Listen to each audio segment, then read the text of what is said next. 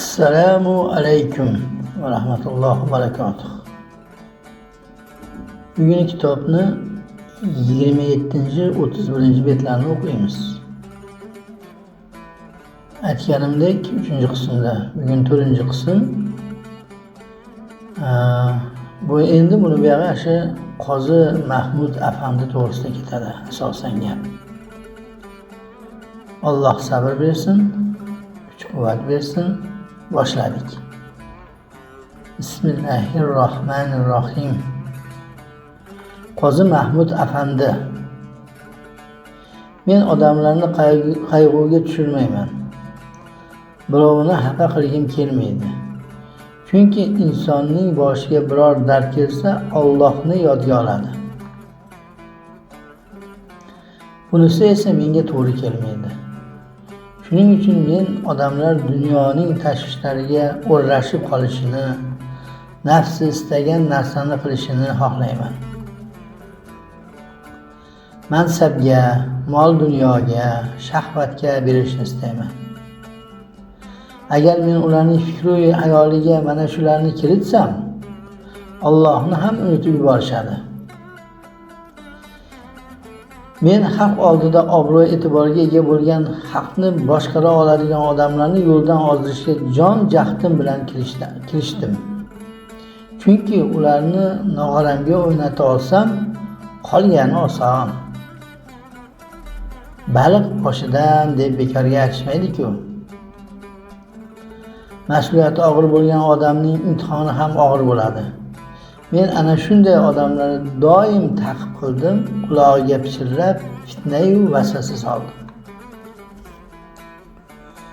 Mahmud Fazlulloh o'g'liga, ya'ni Qozi Mahmud afandiga, keyinchalik esa boshqa nom, Aziz Mahmud Xudoyi deb tanilgan zotga ham shu sababli yo'liqdim.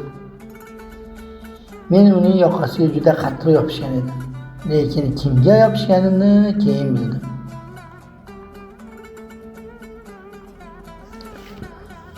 Boshida hammasi ko'ngildagidek edi. Biz u bilan shunaqangi ko'p gaplashar edikki, barcha tilaklarim bemalol amalga oshar edi.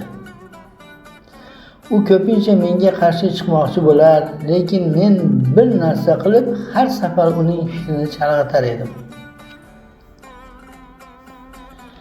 Chunki qaysi yoshda, qaysi mavqeda bo'lishidan qat'iy nazar menga yoqqan narsa inson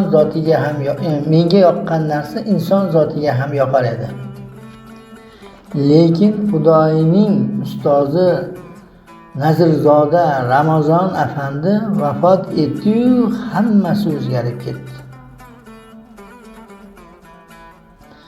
Mahmud Fazlulloh o'g'li Ko'chhisorda dunyoga keldi. Keyinchalik tahsil olish uchun Savrihisorda ham yashadi. Taxminan 20 yoshlarida esa ilm olish niyatida Istanbulga yo'l oldi. O'sha paytda Usmoniylar saltanati taxtida buyuk qonuniy sulton Sulaymon podshoh edi. Davlat qanchalik kuchli bo'lsa, ilm va san'at, ijtimoiy hayot ham shunchalik yaxshi darajada bo'lar ekan. Bu davrda Istanbulning har bir burchagi ilm o'chog'i, bir olimning quchog'i edi.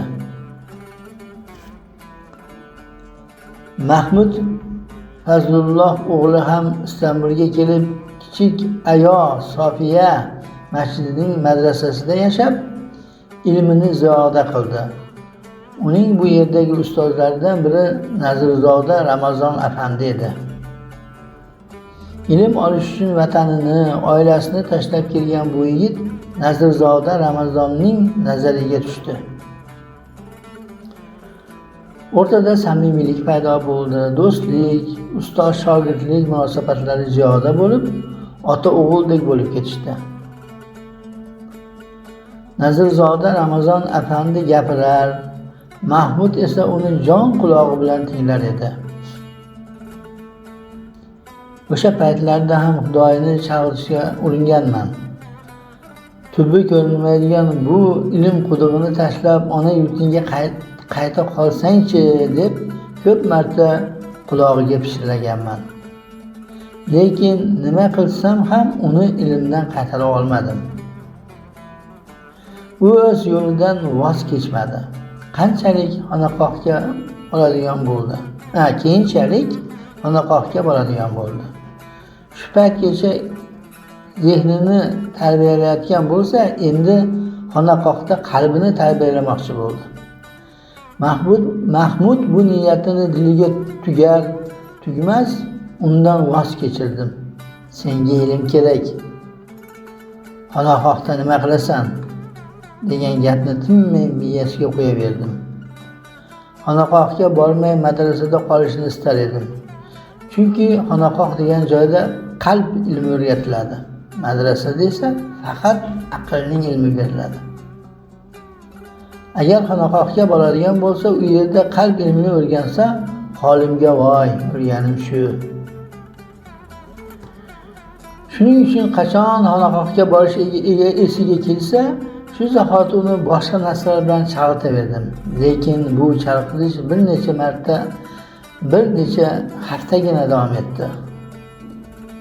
Chunki uni yo'ldan ozdirishga, fikridan qaytarishga ming harakat qilganim bilan vijdon ham bekor o'tirmadi. Menga qarshi astoydil kurashdi. Tan olishim kerak, vijdon ko'pincha meni yengib qo'yaverar edi. Xullas, bu safar ham vijdon meni yengdi. Mahmud xonaqohga qatnay boshladi. Mahmud dastlab Xalvati xonaqohida Muslihiddin afandining darslariga qatnay boshladi. Bu yoqda kichik ayol Sofiya madrasasida Nazirzoda Ramazondan dars oladi. U yoqda xonaqohda Muslihiddin afandidan vazlar eshitib qalbini poklaydi. Men esa nima qilib bo'lsa ham uning ko'ngliga dunyo sevgisini suqishim kerak edi. Istagimga erishish uchun ko'p kutmadim. Chunki bir necha yil o'tgach Nazirzoda Ramazon afandi Mahmudning ilmi, axloqi tufayli sevgan talabasini o'ziga yordamchi qilib oldi. Endi Mahmudning vazifasi ishi bor edi. Oylik ham olar edi. Bu esa men uchun bitmas tuganmas oltinga teng fursat edi. Bu pul juda kam-ku deb ko'ngliga buğra solishni boshladim. Sen bundan ham oliy mavqelarga loyiqsan. Bu senga yarasha bo'lmaydi deb vasvasa qilaverdi. Ko'ngliga anchagina shubha soldim ham. Lekin u mana shunday paytlarda xonaqohga borib, men ko'ngliga solgan vasvasalarni, g'ulg'ula olovlarini ustozining vazlari bilan so'ndiraverdi. Men har safar ishni yana boshidan boshlashga majbur bo'lar edim. Biroq Mahmud mening bu yo'ldan aslo qaytmasligimni bilmas edi.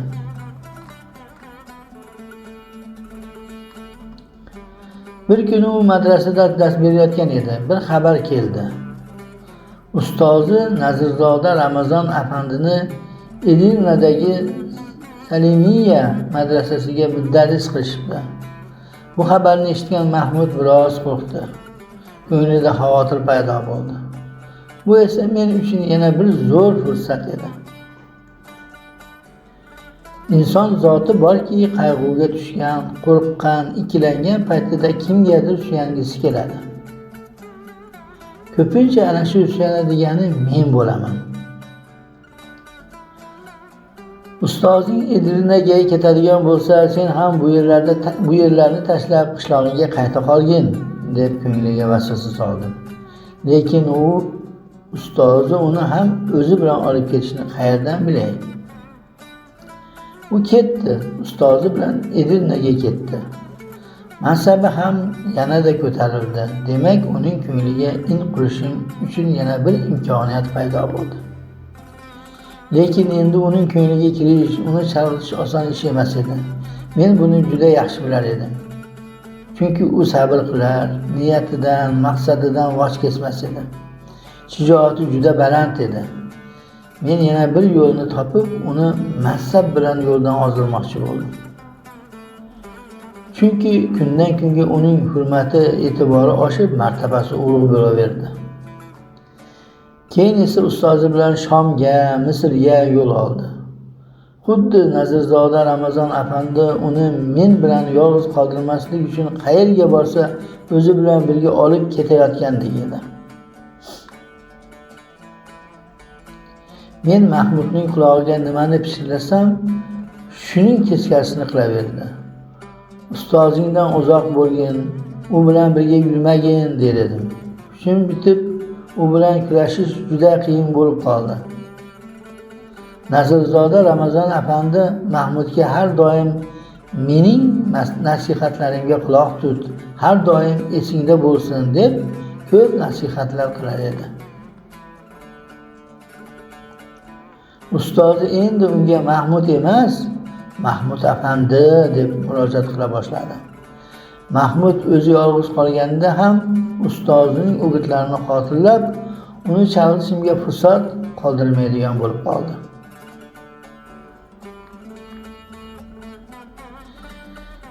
Ko'p o'tmay ustozi bilan birga Bursaga ketishdi.